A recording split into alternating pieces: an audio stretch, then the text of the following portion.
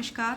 22 सप्ताह की कार्य योजना के अंतर्गत हिंदी विषय की साप्ताहिक शिक्षण योजना का विभाजन किस तरह से किया जाना है, आइए इस वीडियो के माध्यम से हम जानते हैं।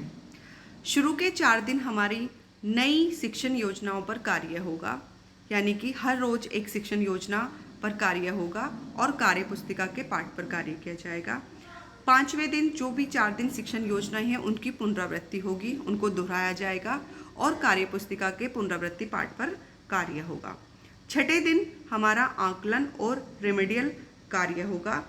इसमें हमारी प्रथम कालांश में शिक्षण योजनाओं पर कार्य होगा, दूसरे और तीसरे कालांश में हमारा आकलन और रेमेडियल होगा।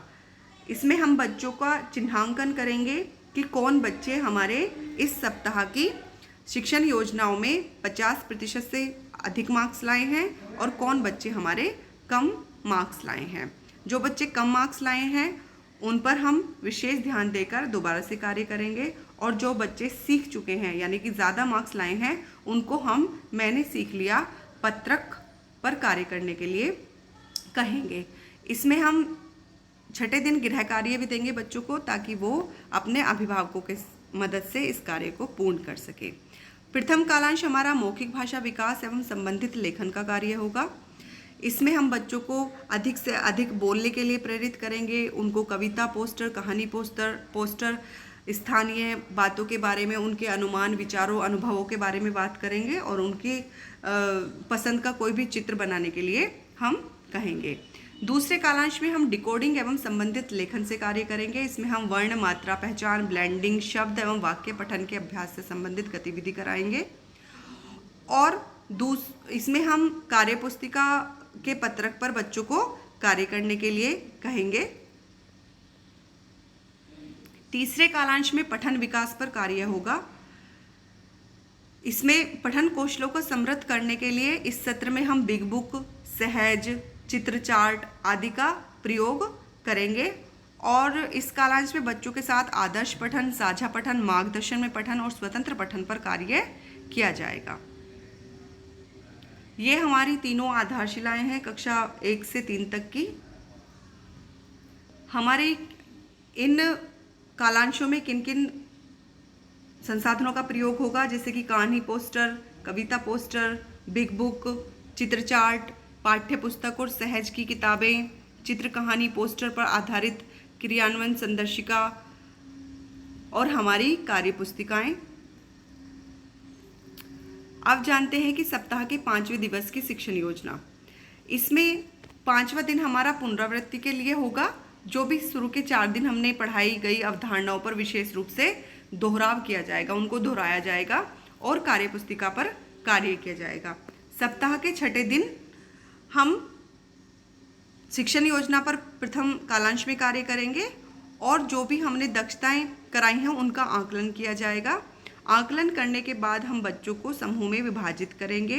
जो बच्चे 50% से कम अंक प्राप्त कर रहे हैं उनके साथ रिमेडियल और पुनरावृत्ति कार्य किया जाएगा। इस चित्र के माध्यम से हम समझ सकते हैं कि भाषा में साप्ताहिक आकलन किस तरह से होगा। पहला है 1 से 4 दिन नई दक्षताओं पर कार्य होगा।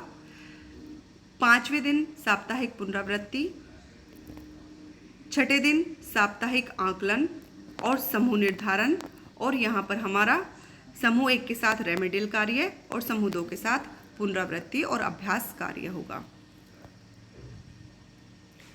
भाषा में साप्ताहिक आकलन, यहाँ पर हमारा दूसरा और तीसरा जो कालांश होगा उसमें हम डिकोडिंग पर कार्य करेंगे। बच्चों ने जो भी हमारी दक्षताएं प्राप्त की हैं उन पर कार्य किया जाएगा, बच्चों का आकलन किया जाएगा 6ठे दिन। इस तरह से कार्य पुस्तिका के प्रत्येक सप्ताह के 6ठे दिन मैंने सीख लिया पत्रक बच्चों को दिया जाएगा और वो बच्चे भरेंगे और जो बच्चे हमारे 50% से कम अंक प्राप्त कर रहे हैं उनके साथ रेमेडियल शिक्षण किया जाएगा।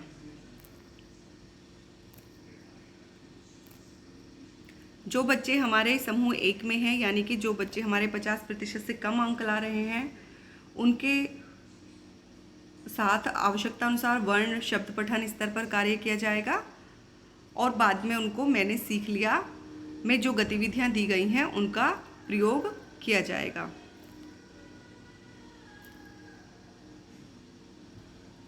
जो बच्चे 50% से कम अधिक अंक लाए हैं उन बच्चों को मैंने सीख लिया पत्रक स्वयं भरने के लिए दिया जाएगा।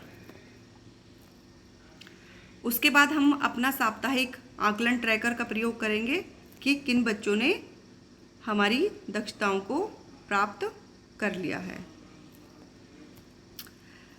हमें ध्यान रखना है कि कक्षा 1 में सप्ताह 1 से 4 तक विद्या प्रवेश के द्वारा ही कार्य किया जाना है, यानी कि उनकी रोजाना एक गतिविधि होगी।